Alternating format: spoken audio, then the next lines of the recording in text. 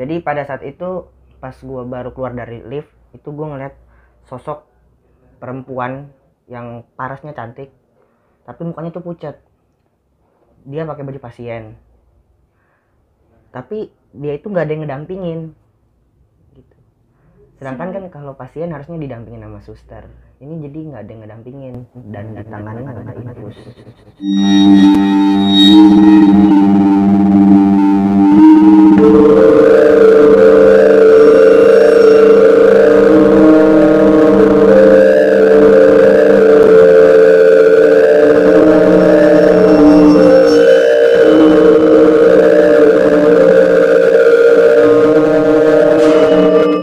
Assalamualaikum warahmatullahi wabarakatuh. Selamat datang di Cemimi, cerita mistis milenial. Untuk kalian semua nih yang baru datang ke channel kita, jangan lupa untuk subscribe buat kita lebih semangat lagi untuk mengupload video-video terbaru. Jangan lupa nyalakan lonceng biar kalian semua tahu updatean terbaru video dari kita. Kali ini kita kedatangan narasumber yang mempunyai cerita horornya melihat sosok-sosok yang bergentayangan di rumah sakit. Kita sambut aja narasumber kita. Assalamualaikum Bang Rehan. Waalaikumsalam. Apa kabar? Alhamdulillah baik. Lagi sibuk apa nih saat ini? Lagi sibuk ngeband aja sih kak. Oh, ngeband? Iya. Punya channel YouTube kah atau gimana? Punya, kebetulan baru bikin. Oh, apa itu namanya? Bisa di-sharing ke Namanya para penonton? F-Flash Band. F-Flash Band. Wah, kalian bisa mampir nih ke channelnya Bang Rehan. Oke, Bang Rehan punya pengalaman horor ya di saat di rumah sakit. Iya. Nah, boleh dong diceritain pengalaman horornya itu saat di rumah sakit. Jadi kejadian ini tuh pada tahun 2018. Gue inget banget nih kak, ini kejadiannya bulan April. Pada saat itu mak gue ini sakit. Mak gue udah berobat ke klinik, ke alternatif dan nggak sembuh-sembuh. Jadi abang gue memutuskan untuk membawa mak gue ini ke rumah sakit. Pada saat ke rumah sakit itu yang mendampingi mak gue ini ada abang gue, kakak gue, sama mak gue nih, jadi berempat kan. Ke rumah sakit itu pada hari Rabu sore. Sampai di rumah sakit, mak gue dimasukin ke IGD dan setelah diperiksa sama dokter, dokter mengharuskan mak gue ini untuk dirawat supaya pengobatannya lebih intensif. Pada saat dokter memutuskan untuk dirawat, mak gue ini nggak langsung masuk ke ruang rawat. Jadi mesti nunggu beberapa jam dulu. Masuk ke kamar itu sekitar habis maghrib. Pas masuk ke kamar, nggak lama bapak gue sama om gue datang dan di sana kita berbincang-bincang. Nggak terasa waktu udah menunjukkan jam 9 malam nih kak. Gue belum sholat isya nih, om gue juga belum. Akhirnya gue sama om gue nih sholat isya bareng. Turunlah gue ke musola. Nah, musolahnya ini deket sama kamar jenazah. Pas gue lagi menuju ke arah musola, gue berpas-pasan sama sepasang suami istri yang lagi mendampingi anaknya yang meninggal nih. Jadi anaknya dibawa ke ruang jenazah. Karena gue penasaran nih kak, di ruang jenazah tuh kayak gimana sih? Gue sempet iseng-iseng ngintip nih kak. Ngintip. Nah, om gue ini ternyata dia udah sholat duluan nih. Dia udah wudhu, udah sholatnya udah mulai duluan. Gue ditinggalin. Akhirnya gue setelah mengintip itu gue wudhu dan sholat. Om gue kan selesai duluan nih kak. Gue kira setelah dia sholat ini dia nungguin gue. Ternyata enggak, dia langsung cabut. Terus pas gue selesai sholat nih, itu suasana tuh langsung hening, sepi, nggak ada siapa-siapa. Akhirnya gue pakai sepatu lah tuh kan, selesai sholat gue pakai sepatu. Nah pada saat gue lagi masang sepatu, gue dengar suara tepukan tangan nih. Ada suara tepukan. Iya, ada suara tepukan tangan. Gue kira itu suara suster yang lagi nepokin buat manggil orang gitu kan. Gue kira. Pas gue cari-cari sumbernya tuh nggak ada. Kosong. Habis itu muncullah tepukan kedua. Itu gue masih masang sepatu kak. Gue cari-cari nggak ada. Nah tepukan ketiga ini ada di kayak suaranya tuh ada di samping gue persis kak. Langsung kabur gue. Makin ngedeket suara. Wah suaranya deket banget. Sedangkan tadi kan suaranya kan agak jauh ya. Tapi tiba-tiba suaranya kayak ada di samping gitu. Langsung kabur gue. Nah habis sholat isya itu gue pulang karena besoknya harus sekolah. Waktu itu gue masih sekolah 2018. Gue balik lagi ke rumah sakit itu hari Jumat. Berarti malam Sabtu. Pada saat itu yang ngejagain mak gue ini, gue sama kakak gue doang nih, berdua nih. Emang yang rutin ngejagain mak gue tuh emang gue sama kakak gue doang. Pada saat itu kan kakak gue dompetnya ketinggalan nih di rumah. Jadi yang nganterin dompet ke rumah sakit itu om gue. Kebetulan juga om gue ini ojek online. Jadi dia ngantar ke rumah sakit sekalian narik. Tapi cuma ngantarnya sampai lobi doang. Nah yang suruh ngambil ke bawah itu gue. Berangkatlah tuh gue ke lift. Nah kamar mak gue ini kan ada di lantai 8. Begitu gue masuk lift, kan turun nih. Itu di lantai 5 berhenti kak. Berhenti. Pas kebuka, gak ada siapa-siapa. Sedangkan kan kalau lift berhenti berarti kan ada yang mencet tuh. Pas liftnya kebuka tuh gak ada siapa-siapa. Jadi kosong. Iya kosong. Gue tungguin sampai beberapa detik, tetap nggak ada orang. Akhirnya karena udah lumayan lama, akhirnya gue pencet tombol tutup. Nah pada saat lift itu menutup, gue lihat di depan gue ini ada sosok perempuan pakai baju pengantin. Sosok pengantin. Iya, pakai baju gaun pengantin warna putih. Gue mikir pakai logika, ngapain orang pakai baju pengantin di rumah sakit malam-malam. Gue nggak cuma sekilas doang, habis itu langsung nutup. Tek. Gue di lift tuh mikir-mikir itu apa tadi ya. Nah pas sampai di bawah, gue ke lobby, ketemu om gue ngasih dompet. Sebelum gue menuju ke lift, gue kan harus melewati ruang administrasi nih. Di ruang administrasi itu ada anggota keluarga nih, lagi pada nangis. Terus gue dengar dari salah satu anggota keluarga ini ada yang ngomong, kenapa harus meninggal ya, padahal dia udah pengen nikah. Ada yang ngomong gitu. Wah pikiran gue langsung menuju ke yang tadi yang gue lihat di lantai 5 dong. Karena kan katanya kalau orang yang pengen nikah terus meninggal kan dia bakal mewujudkan dirinya seperti seorang pengantin kan. Gue langsung pas sampai lift gue gak langsung naik tuh. Gue gak berani kak. Karena setelah tahu ada orang meninggal yang pengen nikah, pasti kan sosok yang tadi gue liat pengantin itu pasti itu dia kan. Gue langsung berpikir itu. Akhirnya nggak lama datanglah tuh ibu-ibu. Nah akhirnya gue bareng tuh naik lift ke atas. Sampai di kamar mak gue udah nggak ada apa-apa. Lanjut ke kejadian selanjutnya ini hari Minggu malam. Besoknya gue kan izin nih nggak masuk sekolah. Jadi gue jagain mak gue di rumah sakit nih. Pada saat itu yang jagain mak gue nih gua berempat nih kak. Gua, abang gua, kakak gua sama om gua nih. Nah karena di rumah sakit itu yang ngejagain gak boleh banyak-banyak, jadi gua berdua ini harus tunggu di ruang tunggu khusus yang nungguin pasien. Jadi kayak ruang khusus gitu kan. Yang tidur di sana tuh gua sama om gua. Jadi abang gua sama kakak gua tuh tidur di kamar mak gua. Nah gua tidur di ruang tunggu itu. Berangkatlah gua sama om gua ke sana. Itu tuh kayak ruangan terbuka gitu loh, di luar ruangan. Jadi kayak ada lantai khusus gitu. Sampai di sana rame tuh kak, ada sekitar 15 orang. Tapi pada tidur semua. Rame pada tidur semua. Pada gelar kasur, gelar karpet. Nah di situ yang dalam keadaan sadar cuman gue sama om gue doang nih.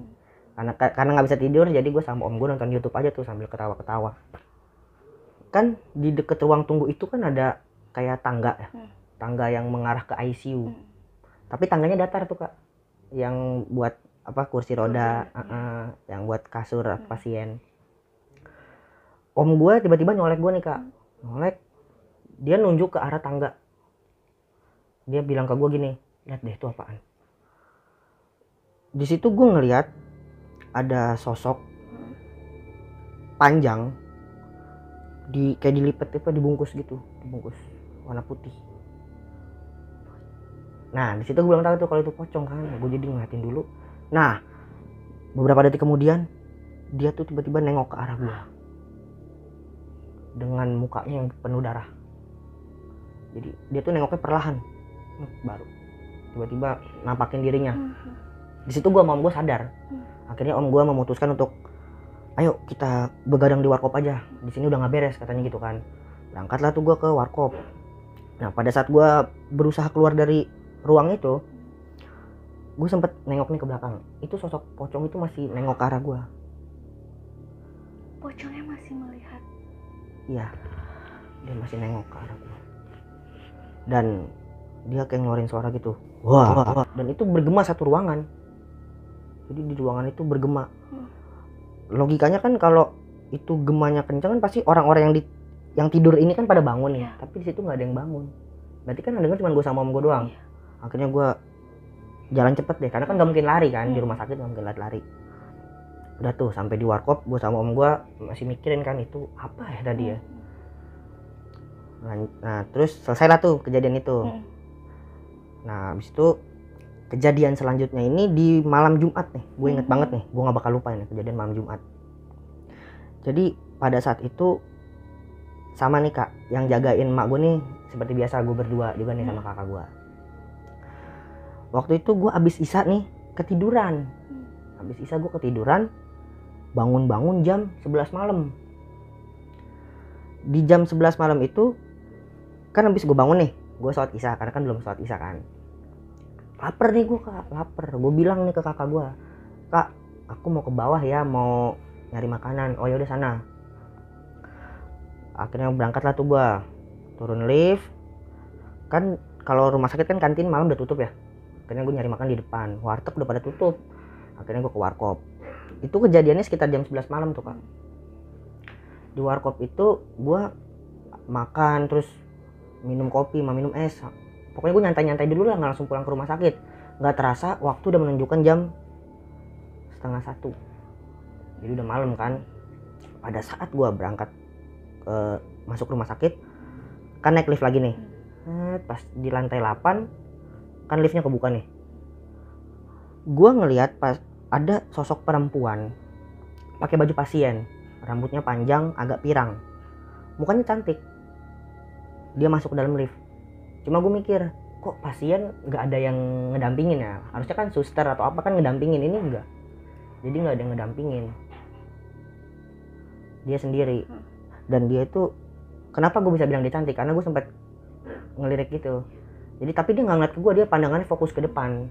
Gue di sampingnya dia, gue ngelirik. Oh. Habis itu masuklah tuh gue ke kamar mak gue. Jadi di kamar mak gue ini ada 2 pasien. Mak gue kamarnya di pojok, yang pasien ini satu lagi di deket pintu. Pada saat gue masuk itu kamar rame dan pada nangis. Gue tanya dong ke kakak gue, kak ini sebelah kenapa? Oh itu meninggal, kata kakak gue gitu. Iya, gue ngintip kan. Oh, mukanya mirip kayak yang tadi gue temuin di lift. Baru meninggal. Iya, raut wajahnya, terus bibirnya, rambutnya tuh pirang-pirang dikit gitu. Gue langsung shock kak di situ. Gue shock, gue diem. Terus kakak gue kan heran kan, ini kenapa nih kok dari bawah? Habis dari bawah kok dia malah diem begini kan. Kali tanya, lu kenapa? Kata kakak gue gitu. Gue masih diem tuh kak, gue masih nggak habis pikir sama kejadian itu kan. Akhirnya gue jelasin, tadi aku ngelihat sosok cewek ini di lift kak, barusan banget. Kakak gue nggak percaya, ada-ada aja lu, nggak mungkin, beneran. Kakak gue juga jadi ikutan takut tuh lama-lama kan. Nah, gue diem tuh kak dari malam sampai pagi tuh gue nggak bisa tidur, gue shock diem. Karena gue masih nggak habis pikir sama kejadian yang tadi gue temuin. Habis itu gue masih ngerasa dia itu masih ada di dekat gue kak. Gue ngerasa gitu. Cuma akhirnya gue berusaha menghilangkan pikiran itulah, biar gue tenang juga kan. Karena gue ngerasa sosok itu pasti masih ada di daerah rumah sakit nih. Gak mungkin dia pergi secepat itu kan. Ada lagi nih kak kejadian. Cuma gue gak inget nih harinya hari apa. Gue lupa kejadiannya hari apa. Pokoknya pada saat itu kejadiannya itu tengah malam juga kak. Pokoknya tuh kalau udah tengah malam di rumah sakit itu pasti ada aja kejadian kak. Nggak tahu kenapa ya, pokoknya ada aja. Jadi pada saat itu gue sama kakak gue nih lapar nih kak tengah malam. Gue pengen beli makanan, cuman makanannya kan bosan ya kalau di wilayah rumah sakit mulu kan. Akhirnya pesan makanan online tuh. Pas dipesen, jadi yang disuruh ngambil ke bawah itu ke lobby kan makanannya diantar sampai lobby, yang suruh ngambil tuh gua. Lagi-lagi gua yang suruh ke lobby nih. Ya udahlah, akhirnya gua berangkat ke lobby. Nah, kan keluar kamar nih, keluar kamar emak gua itu kan lorong panjang yang buat mengarah ke lift. Gua ngeliat di pinggir itu ada kursi roda. Ada kursi roda. Di situ lagi nggak ada suster, Kak. Mungkin suster lagi berkunjung ke kamar pasien kali ya. Gua jalan. Nah, begitu gua ngelewatin kursi roda ini, Kak. Tiba-tiba kursi roda itu kayak ada yang ngedorong. Gerak. Jalan di samping gua persis, kayak dorong jalan 5 meter gitu, Kak. Dia jalan, gua langsung, wah, astagfirullahaladzim, kaget kan. Gua di situ sempat berpikir, ini gue balik lagi atau gue terusin ke lift, sedangkan makanan udah ada di lobi kan. Karena lebih dekat ke lift, akhirnya gue lari tuh ke lift. Pas di lift, gue pencet-pencet itu, lift nggak kebuka, tumben-tumbenan macet. Biasanya kan langsung kebuka, nih tumben-tumbenan macet. Gue pencet sampai berapa detik tuh nggak kebuka-buka tuh, Kak. Akhirnya kebuka, kebuka. Nah, pas gue masuk, kan liftnya mulai menutup lagi tuh. Gue ngelihat, jadi lift ini posisinya gini nih, Kak, ini kan lift. Kalau mau ke kamar mak gue kan lurus dikit, kan belok ke kiri nih. Jadi lift itu ada di pertigaan. Nah, jadi kursi roda itu posisinya ada di sini nih, di sebelah kanan. Nah, dari arah kanan itu di balik tembok, gue nggak tahu ya ada apa di situ. Tiba-tiba ada yang ngedorong lagi, Kak. Tapi gue ngeliat tangannya warna biru, kayak habis digebukin orang gitu. Tangan wujud tangan gitu, warna biru, kayak habis digebukin orang. Wah, langsung gue, akhirnya liftnya nutup tuh. Turunlah gue ke bawah. Pada saat gue ngambil makanan, gue nggak langsung balik ke kamar, Kak. Gue telepon kakak gue. Halo, Kak, sini jemput aku ke bawah. Kakak gue marah dong. Gak usah kayak anak kecil lu, sini naik. Nggak mau. Wah, jangan gitu lu, sini naik. Kakak gue tetap marah-marah kan. Terus gue bilang aja, kakak jemput gak, kalau nggak aku pulang nih. Gue ancam gitu. Akhirnya kakak gue ngalah, dia turun untuk ke bawah. Nyampe bawah dia marah-marah. Dia marah-marah kan. Lu ngapa sih kagak mau naik ke atas? Tadi aku ngeliat kursi roda, Kak, jalan sendiri. Apaan kursi roda, kata kakak gue gitu. Kagak ada kursi roda tadi pas gue lewat. Wah, makin takut dong gue. Tadi ada kursi roda, sekarang kagak ada.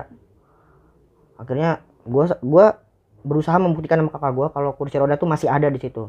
Akhirnya gue sama kakak gue naik bareng-bareng sampai di atas, bener kursi rodanya nggak ada. Nah, cuman nih, Kak, kan lift itu kan di pertigaan. Pas gue belok ke kiri, itu kursi roda ada di ujung. Kakak juga ngeliat? Kakak gue juga ngeliat, tapi kondisinya tuh kebalik setengah. Ada di pojok, kebalik setengah gitu.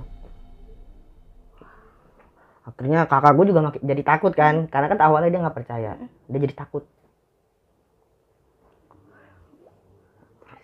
Akhirnya karena kakak gue malah ngajak pulang, udah kita nggak usah balik lagi ke kamar. Gue melin dong, ngaco, kalau kita pulang mama siapa yang jagain, gue bilang gitu kan. Akhirnya dengan terpaksa gue harus balik ke kamar itu, Kak. Sedangkan kamar mak gue itu ada di deket pojok. Jadi sekitar 3 kamar dari pojok lah. Berarti kan gue harus mendekati kursi roda itu kan. Jalan sampai di kamar tuh alhamdulillah nggak ada apa-apa. Nah, cuman pas di kamar ini gue dengar suara kayak dang kayak suara besi dibanting gitu. Dang. Soalnya beberapa kali gitu bunyi. Gue dengarnya dari kamar, gue jadi nggak ngeliat itu apa. Nah, habis suara besi itu langsung kayak suara kayak ada suara roda muter gitu. Jalan kayak roda jalan gitu ya. Gue sempat mikir kan, kalau ini suster pasti dia nggak mungkin dibanting gitu kan. Kalau ngebalikin kursi rodanya ini kayak dibanting sengaja gitu, Kak, kayak dang. Habis langsung suaranya jalan gitu. Akhirnya alhamdulillah malam dari kejadian itu mak gue udah boleh pulang karena udah mendingan. Akhirnya pulanglah gue dari rumah sakit itu, Kak. Jadi cukup sekian cerita gue. Bang Rehan mau nanya-nanya nih. Ya. Kalau sosoknya tersebut ada pas Bang Rehan melihat di lift itu ada wanginya nggak sih atau apa gitu? Kalau sosok yang di lift, sosok yang orang yang udah meninggal gue lihat itu, gue kayak nyium bau obat, Kak. Baunya bau obat. Ya. Sedangkan pas gue berangkat tuh, itu kan gue ketemu sosok itu kan pas gue pulang. Nah, pas gue berangkat itu gue nggak nyium bau apa-apa. Nah, jadi pada saat dia masuk itu baru kecium bau obat, tapi bau obat itu nyengat banget, Kak, sampai ke hidung itu nyengat. Oh gitu. nyengat banget baunya. Kalau pengalaman dari kayak satpam atau suster di situ memang sering terjadi sosok penampakan seperti itu apa gimana? Nah, jadi waktu itu gue pernah nih Kak iseng-iseng nanya nih sama security. Waktu itu kan mobil abang gue nih kan pengen keluar nih. Nah, di situ ada security. Gue iseng nanya apa kayak asalnya plus gitu kan. Pak, emang di sini rumah sakitnya serem ya? Iseng-iseng gitu. Terus dia jawabnya gini, ya makanya jangan macam-macam di sini. Di sini banyak orang yang meninggal bisa jalan-jalan. Katanya gitu. Berarti kan sosok yang gue temuin itu salah satunya. Iya, salah satunya. Berarti Security. memang sering banyak gangguan. Iya. Orang yang memang Ya, orang yang udah meninggal katanya bisa jalan-jalan kalau di rumah sakit itu, katanya begitu. Cukup ekstrim ya. Rumah sakitnya di daerah Jakarta nih. Iya. Nggak mau di-spill nih. Nah, jangan. Nggak boleh. Nggak Nanti bisa. apa urusannya panjang kalau Iya, gitu. bener-bener. Kalau Bang Rehan sendiri nih, pernah didatangi mimpi kah setelah kejadian melihat sosok tersebut sampai ikut ke rumah kah atau apa gitu? Ini kejadiannya masih di rumah sakit sih Kak. Tapi yang mimpi bukan gue, yang mimpi kakak. Kakak gue yang mimpi. Jadi setelah kejadian sosok ini perempuan yang di samping mak gue ini meninggal, kakak gue tuh dimimpiin tuh beberapa hari kemudian tuh dimimpiin kayak, jadi kakak gue nih di mimpi itu dia ngelihat sosok perempuan ini ada di balkon rumah sakit. Dia kayak apa sedih gitu, kayak sedih. Dia pokoknya tuh dia di balkon itu kayak ngintip ke arah kamarnya dia. Kan kamar kan sekamar sama gue. Dia ngintip di situ. Nah di situ tapi kakak gue kayak gimana ya, kayak nggak yakin kalau dia tuh belum meninggal. Jadi kayak masih berbayang-bayang gitulah.